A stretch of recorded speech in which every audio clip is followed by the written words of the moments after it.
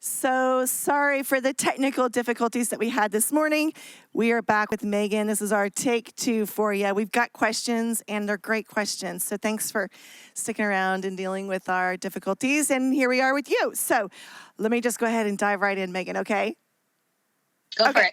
Okay, first up is from Paul Goldsmith. He asks, is there a version of Share of the Year, or will there be that reflects COVID?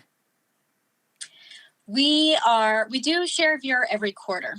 So this next quarter, the second quarter, will reflect COVID. But I have to check the fielding dates because it's so, COVID it feels like every week has been an eternity. There's things are changing so quickly. People's behavior is changing so quickly. So whatever Share of Year measures, it still gives us a good sense of how much time people are spending with each category. But I don't know if you could really understand the up and down that is changing week to week. Our podcast consumer tracker, though, is a daily survey. So that we can see the trends going up and down. Of course, that's just for podcast listening. So complicated way to say yes, it will. Gotcha. Okay. Our next question comes from Scott Harold at SOS Radio in Las Vegas. He asks, do people see the term podcast differently than on-demand audio? That's such a radio person question to ask or an audio person question. Of course, and you hear my dog barking in the background. I apologize. People think of good shows. Podcasting is it's a term that people use. So I don't know if they really care about the difference between on-demand audio and podcasting. Right now, the hot term is podcasting. That's what people use to identify it. If you said on-demand audio, they might understand it. People certainly use the term on-demand TV and TV programming. But a listener doesn't really think about the difference between the terms. They just think about the good programming. And that's why you put the program first, you put the content first, because that's what appeals to people. That's great. Okay, Chris Love asks, did the research get the information on the platforms Christian podcast listeners prefer? So do they prefer Apple or Spotify, Stitcher? Which one are they gravitating towards? We did ask that question. I apologize. I can't recall off the top. But if you email me, Lazovick at edisonresearch.com, I will pull that data for you. That's good. Okay, another question for you from Blanca from WGTS. She asks, anyone have stats on Spanish-speaking podcast? Wondering how popular and successful they are in the Latino market. We actually, we haven't announced the date yet, so you'll be first to know that we're doing a U.S. Hispanic podcast report.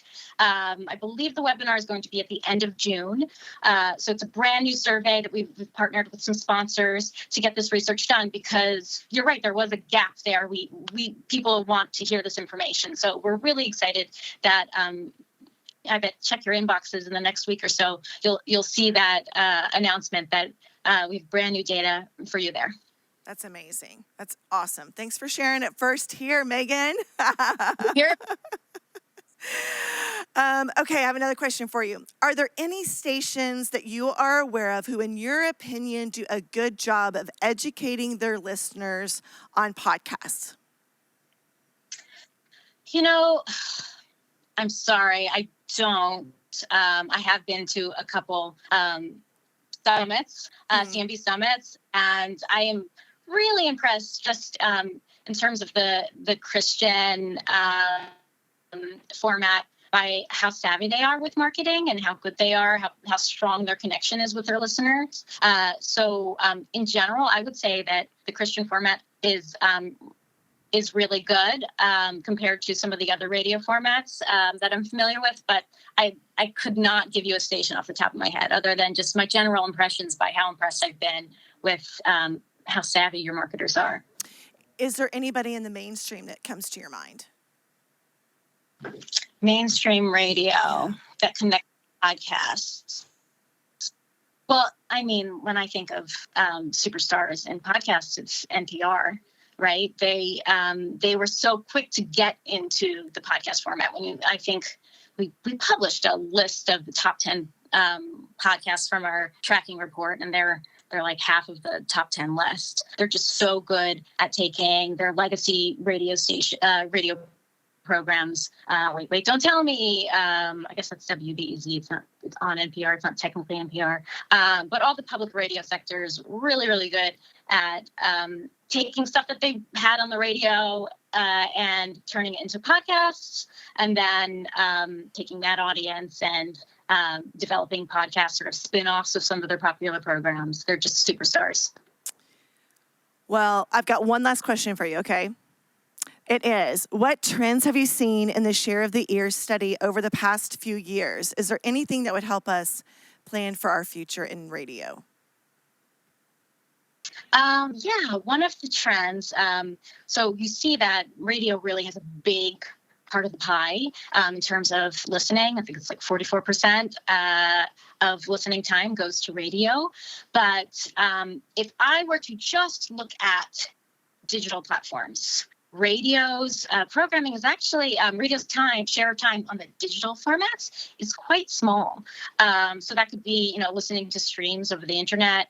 And podcast is really an opportunity for you to grow there. And I'd love to see radio expand their efforts in sort of the digital only form as well, because that's a growing element of how people listen to audio. That is awesome. Megan, we've known you for years and we love what you do. We love that you're so invested in radio, and we love what Edison Research is doing. So we're so grateful for your commitment to Christian radio, for your time today. Thank you so much. And I'm sure we will have you around again real soon. So thanks for being here. In person, one of my favorite parts of your conferences, everyone, strangers, whoever, come up and give me big hugs. It's just such a happy days. But it's nice to see you. Thanks, Megan. You take care. Thank you. You too. Bye, everyone. Bye.